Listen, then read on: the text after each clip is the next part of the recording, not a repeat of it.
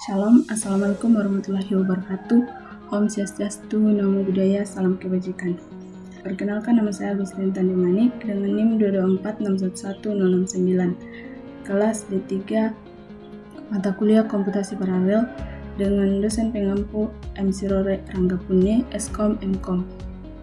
Pada video ini saya akan mengimplementasikan algoritma Bible Short versi sekuensial dan paralel. Namun sebelum itu saya akan menjelaskan dari definisi algoritma Bible Short, langkah kerja, dan juga pseudocode. Yang pertama, definisi dari algoritma Bible Short adalah algoritma pengurutan atau sorting sederhana yang bekerja dengan cara membandingkan dua elemen yang bersebelahan dan menukarnya jika urutannya salah. Proses ini dilakukan berulang kali sampai seluruh data berada dalam urutan yang benar. Misalnya, data diurutkan dari data terkecil sampai ke data terbesar atau dari data terbesar ke terkecil. Ciri-ciri utama dari Bible Short adalah menggunakan perbandingan elemen yang bersebelahan dan juga proses pengurutan dilakukan secara berulang. Kemudian langkah kerjanya yaitu membandingkan dua elemen yang bersebelahan, yang kedua menukar jika urutannya salah, yang ketiga mengulangi proses hingga elemen terbesar atau terkecil berada di akhir, yang keempat melanjutkan sampai seluruh data terurut. Kemudian penjelasan untuk pseudocode-nya. Yang pertama, Bible Short data N artinya mendefinisikan sebuah algoritma bernama Bible Short, dan data artinya array atau kumpulan data yang diurutkan. Kemudian N atau jumlah elemen dalam data. Kemudian for I from 0 to N kurang N do artinya perulangan luar yang menentukan jumlah iterasi. Kemudian setiap iterasi yang akan menempatkan satu elemen terbesar ke posisi akhir jika data yang akan diurutkan itu dari terkecil ke terbesar. Setelah satu iterasi selesai, elemen terakhir sudah berada di posisi yang benar. Kemudian for J from 0 to N kurang I kurang 2 do artinya perulangan dalam membandingkan elemen yang bersebelahan. NI kurang 2 digunakan karena elemen terakhir sudah terurut dan tidak perlu dibandingkan lagi. Kemudian if data J lebih besar dari data J tambah 1 then artinya membandingkan dua elemen yang berdampingan. Jika elemen kiri lebih besar dari elemen kanan berarti urutannya salah. Kemudian untuk sweep data J and data J tambah 1 artinya menukar posisi kedua elemen. Tujuannya agar nilai lebih kecil berada di depan. Inilah proses utama dari Bible Short. Kemudian untuk and if artinya mengakhiri kondisi if. And for artinya mengakhiri perulangan perbandingan dalam satu iterasi. Kemudian and for artinya mengakhiri sebuah proses Bible Short dan data sudah terurut sepenuhnya. Implementasi Bible Short sekuensial ini, pengurutan dilakukan secara berurutan dalam satu proses. Setiap elemen dibandingkan satu persatu sampai selesai. Kemudian implementasi Bible Short paralel, data dibagi menjadi beberapa bagian. Setiap bagian diurutkan secara bersamaan menggunakan banyak proses, kemudian hasilnya digabung kembali. Kemudian untuk membuat dan menjalankan kode programnya, saya menggunakan Google Colab.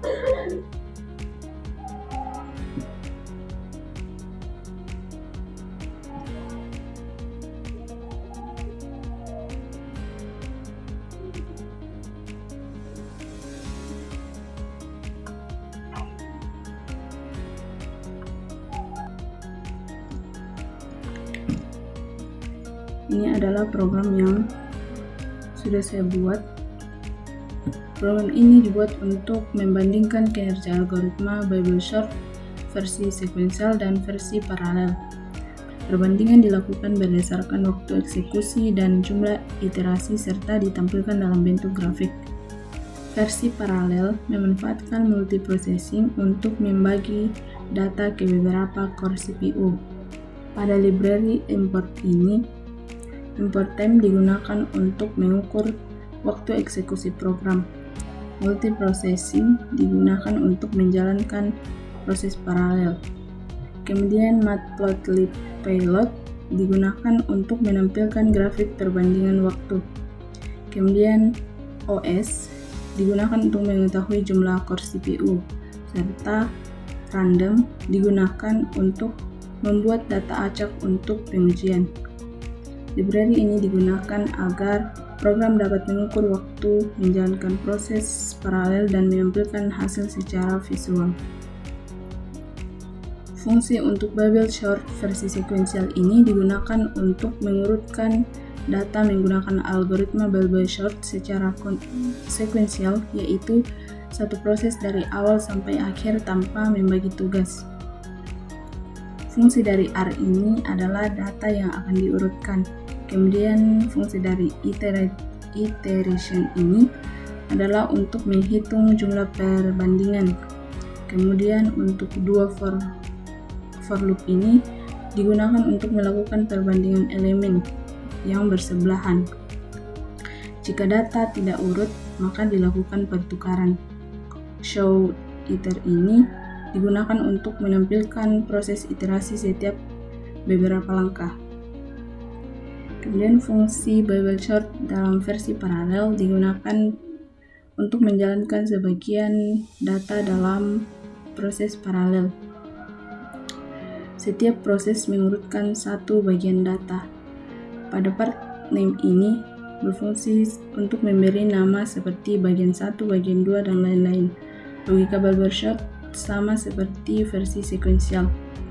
Iterasi tetap dihitung untuk evaluasi. Fungsi ini memungkinkan bubble sort dijalankan secara paralel dengan membagi beban kerja ke beberapa core CPU.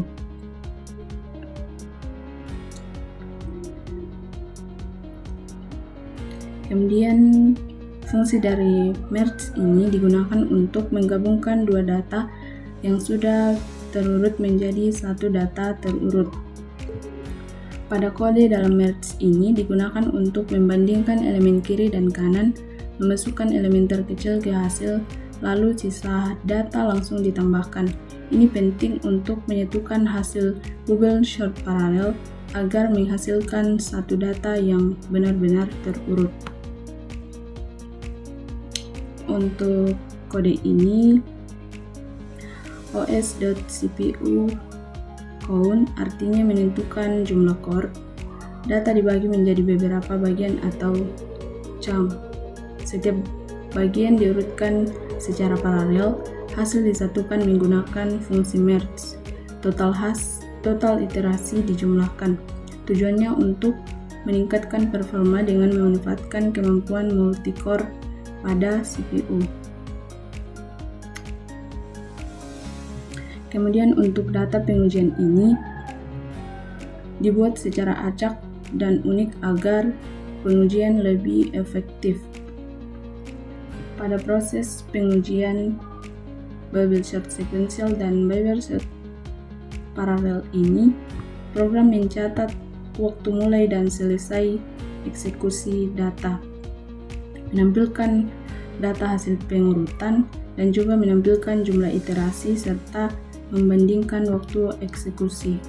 Kemudian grafik perbandingan digunakan untuk menunjukkan perbedaan waktu eksekusi antara bubble sort sekuensial dan bubble sort paralel. Kemudian untuk kesimpulan dari hasil perbandingan, kode ini akan menampilkan secara otomatis menentukan metode mana yang lebih cepat berdasarkan waktu eksekusi. Jika waktu paralel lebih kecil, maka dapat disimpulkan bahwa versi paralel lebih efisien untuk data berukuran besar. Begitupun sebaliknya dengan versi sekuensial.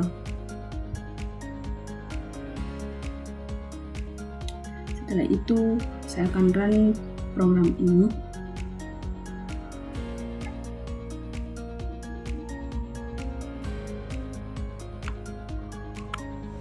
Pada baris pertama, yaitu data awal, ini menunjukkan bahwa data acak yang belum terurut. Data inilah yang digunakan sebagai input untuk kedua metode pengurutan. Kemudian untuk output dari bubble sort sequential ini menampilkan proses pengurutan secara bertahap menggunakan bubble sort sequential. Setiap iterasi menunjukkan perubahan posisi elemen di mana nilai yang lebih kecil mulai berpindahan ke depan. Pada baris data setelah diurut ini pada sequential menunjukkan data sudah terurut dari terkecil ke terbesar, dan juga waktu eksekusinya 0,284 detik, dan juga total iterasinya yaitu 1.999.000.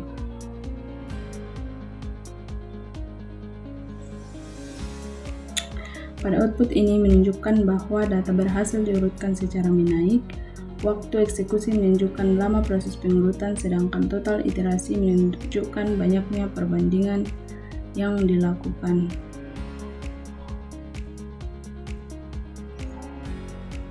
Pada output bubble sort paralel ini menunjukkan bahwa data dibagi menjadi beberapa bagian dan diproses secara bersamaan. Setiap bagian diurutkan secara paralel oleh core CPU yang berbeda. Pada data setelah diurutkan, data hasil paralel sudah benar dan sudah terurut, dan waktu eksekusi paralel 0,225 detik, dan total iterasi paralel yaitu 999.000 iterasi. Pada hasil kesimpulannya menunjukkan secara otomatis paralel lebih cepat daripada sequential. Berdasarkan seluruh output yang ditampilkan, dapat disimpulkan bahwa bubble sort paralel lebih efektif dibandingkan bubble sort sequential untuk data berukuran besar.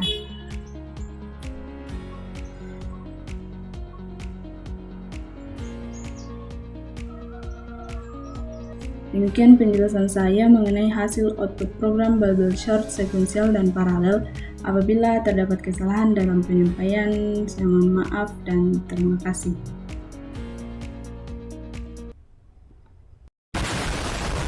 Oke teman-teman, terima kasih sudah menonton videonya.